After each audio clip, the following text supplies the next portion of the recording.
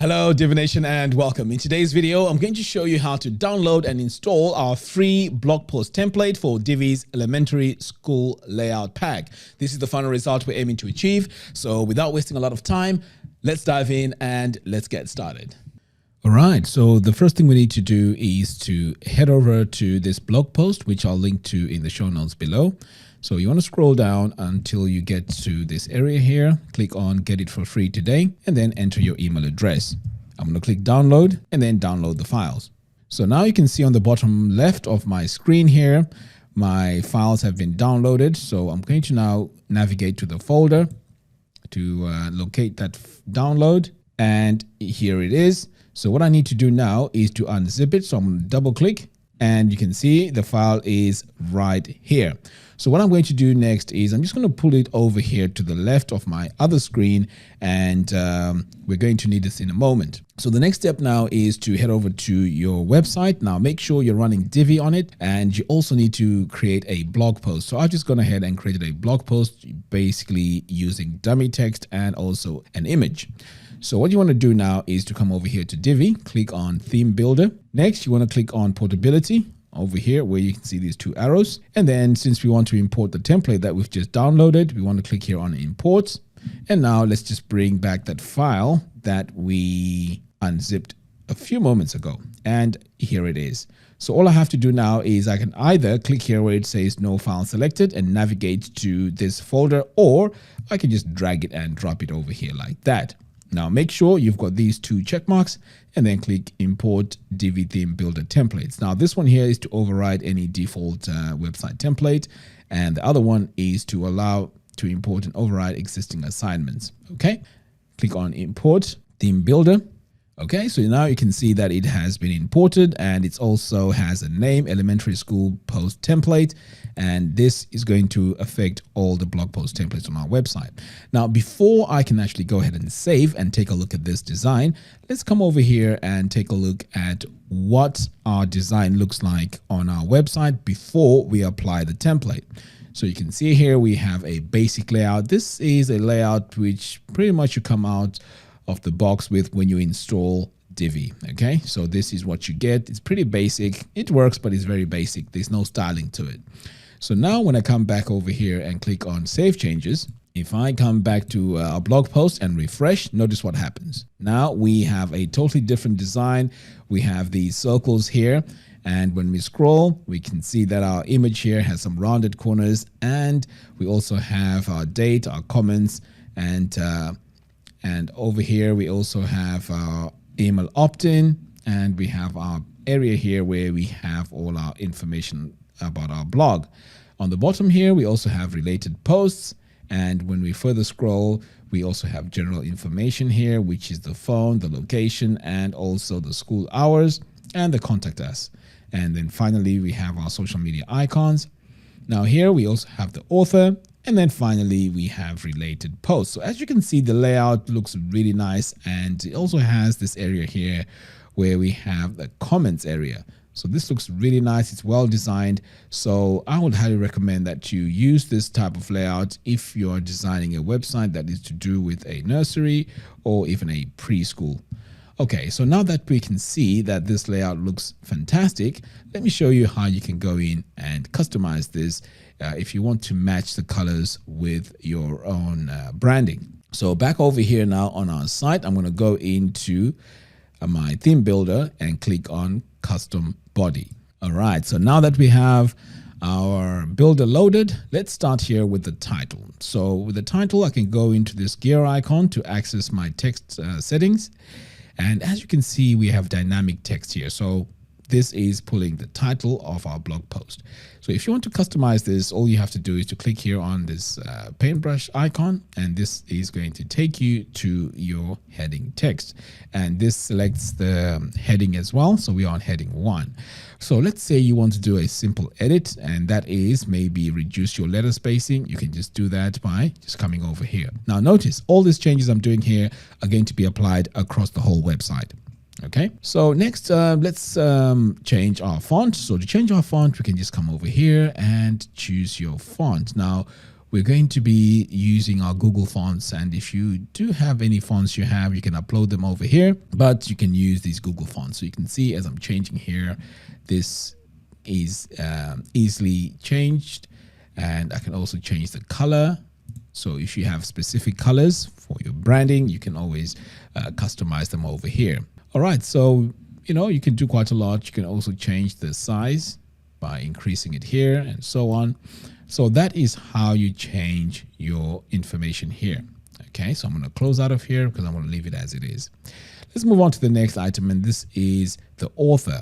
So I'm going to click again on this gear icon, and you can see the dynamic text here is targeting our post author. And over here now on the design, I can go in and customize this text. And as you can see, this is the anchor. So for our default font here, again, you can choose a specific font. You can change it from bold to medium, and you can see it's updating in real time. And if you want to change the color as well, you can go in and change the colors over here. And the size can also be changed. You can increase it like that, or just leave it as it is. Okay, so I'm going to close out of here again. Next, let's take a look at our image, because what we've done here is we've added some rounded corners. So I'm going to show you how to achieve that. So I'm going to click here on this gear icon, and this is going to take me to our image settings. Next, I'm going to, first of all, take a look and see what happened here. So this is our featured image. Now, remember, I did say that you need to add a featured image to the blog.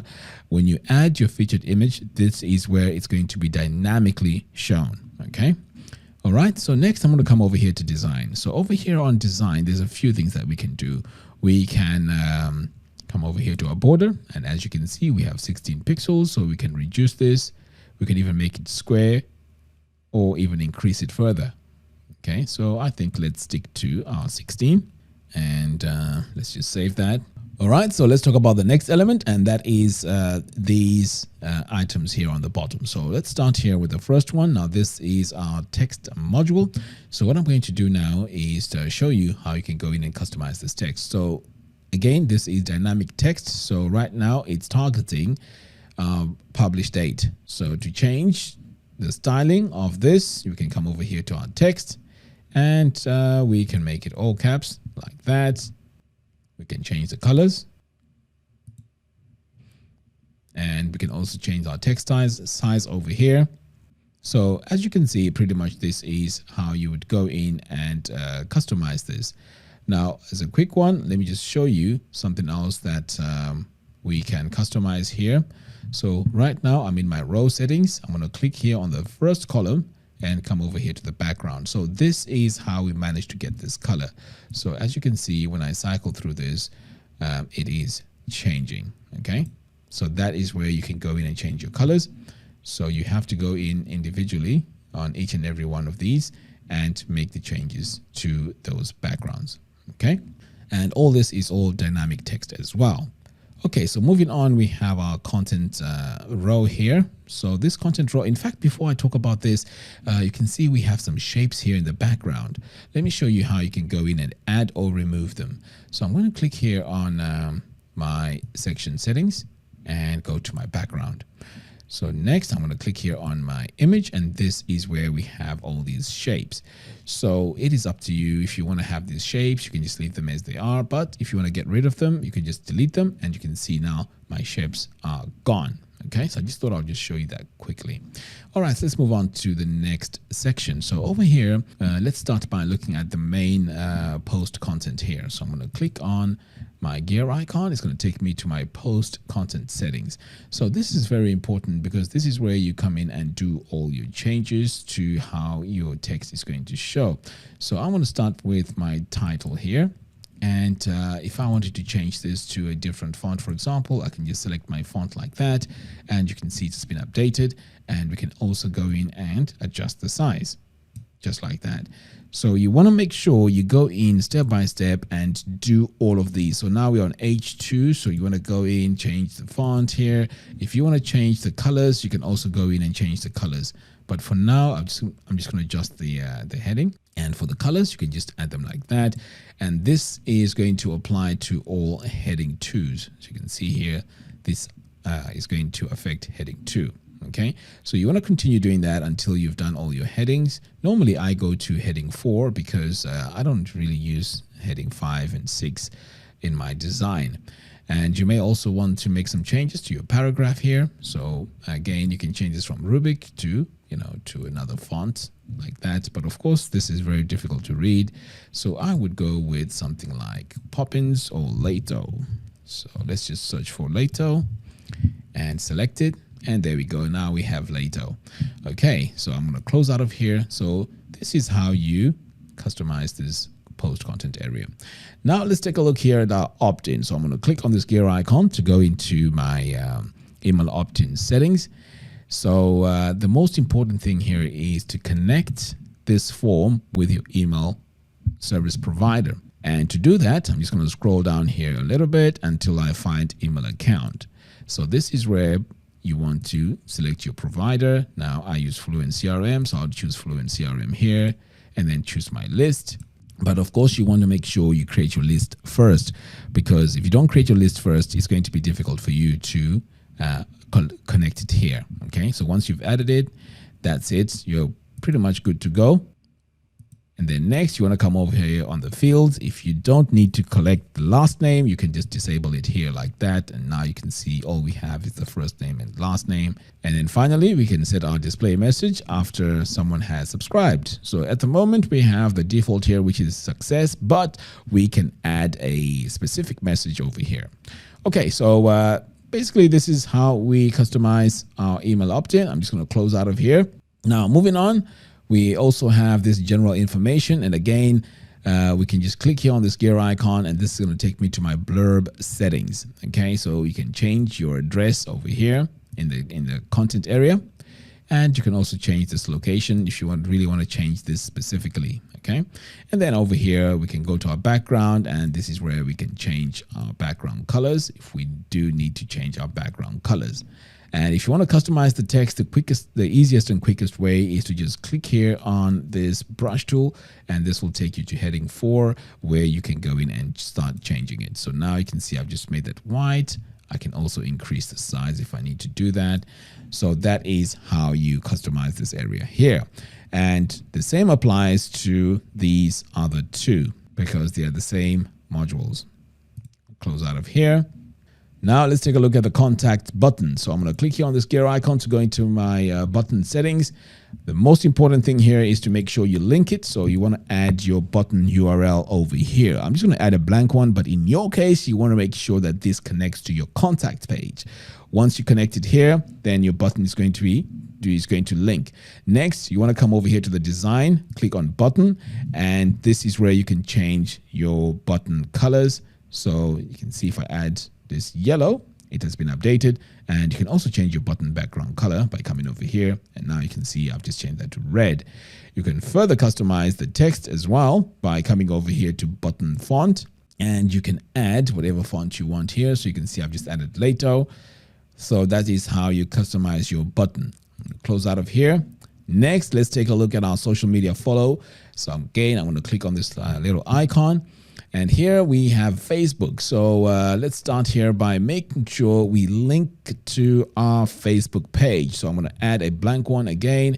And this is very important that you link this to your social media pages. Okay. Right. So I'm going to go back over here. So we have Twitter, LinkedIn, and YouTube. So let's say you want to add another one. You can just duplicate the existing one and then click on this gear icon. Now, once you've clicked that gear icon, if you click on the drop down, you see a whole list here of more that you can add. So let's say you want to add Vimeo, just like that.